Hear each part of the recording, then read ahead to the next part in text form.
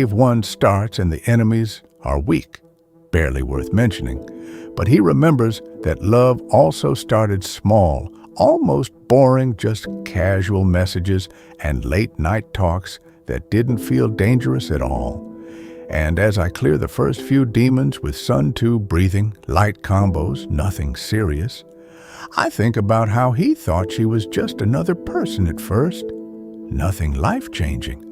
Just someone who laughed at his dumb jokes and stayed up texting when she could have slept. Wave 2 feels the same. Easy dodges, smooth burns ticking, and back then everything was smooth too. No arguments, no tension, just simple comfort. And he didn't know. Comfort can become addiction.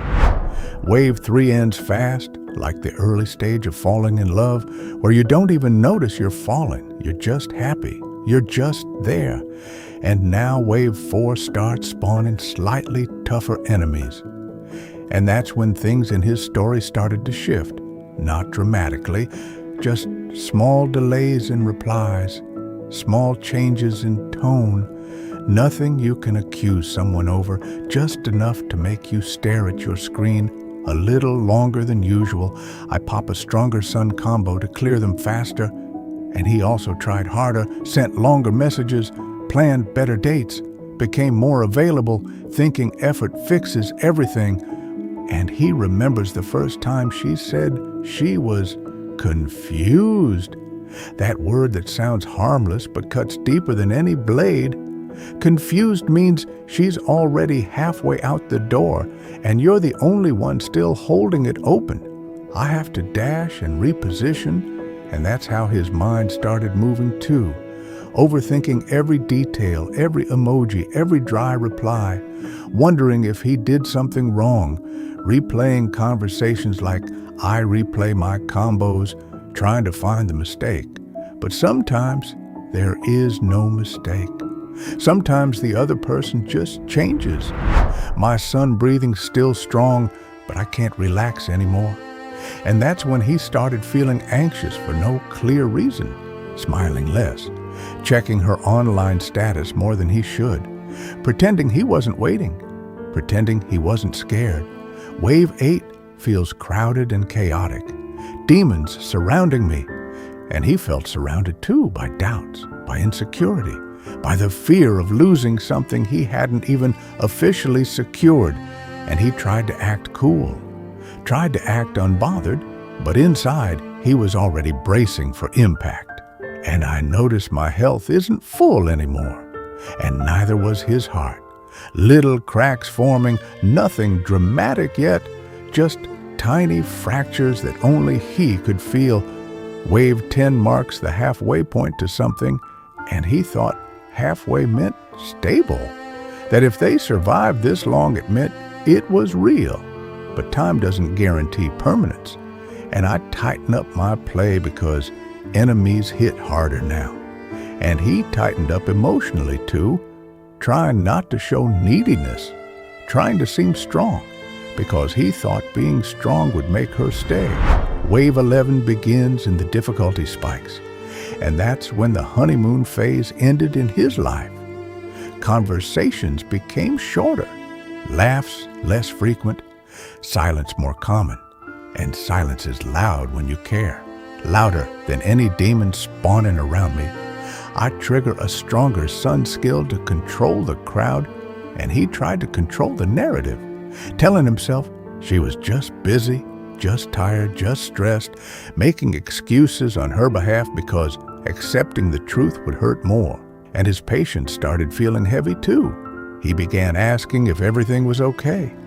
Not in an aggressive way, just in that soft voice of someone afraid to hear the answer.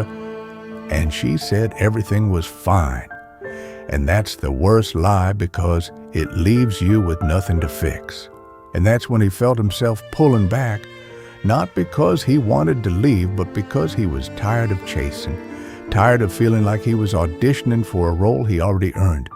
And yet, even as he pulled back, he hoped she would notice, hoped she would fight for him the way he fought for her. Wave 14 ends but barely, and I feel the tension rising. and he felt it too. That unspoken ending approaching like a boss you know is coming, but you're not ready for. And then one night she said it. Not with anger, not with cruelty, just with distance.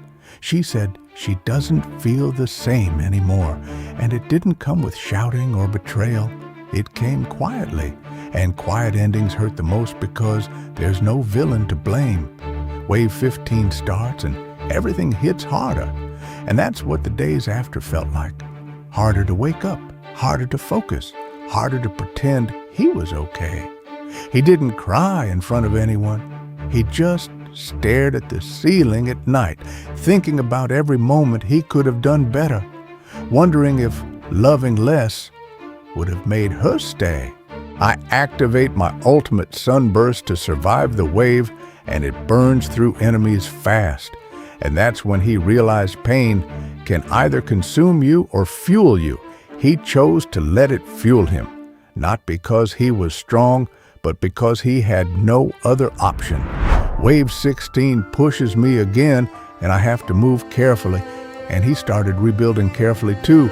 Stopped checking her profile, stopped waiting for a message that wasn't coming, started focusing on himself, on small improvements, small wins, gym sessions, long walks, music that matched his mood, not to forget her, but to survive without her.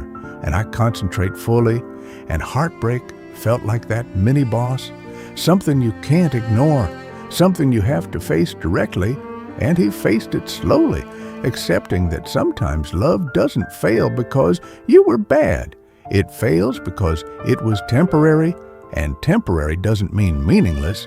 It just means it wasn't forever. Wave 18 floods the arena with enemies, and chaos returns, and even months later, memories came back like that.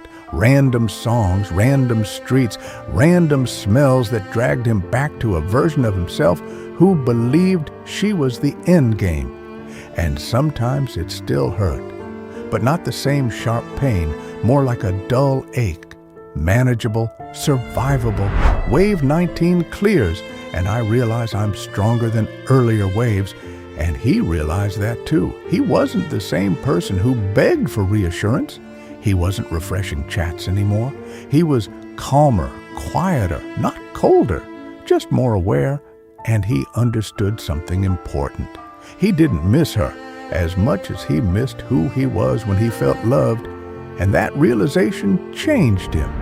Wave 20 hits like a final test, and I refused to panic, and he refused to break again. He stopped romanticizing the past, stopped pretending it was perfect, remembered the imbalance, remembered the nights he felt alone, even when she was technically there.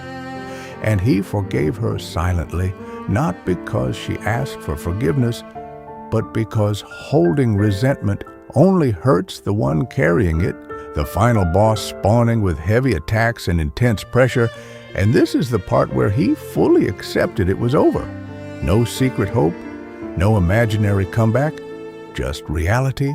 And reality didn't destroy him, it reshaped him.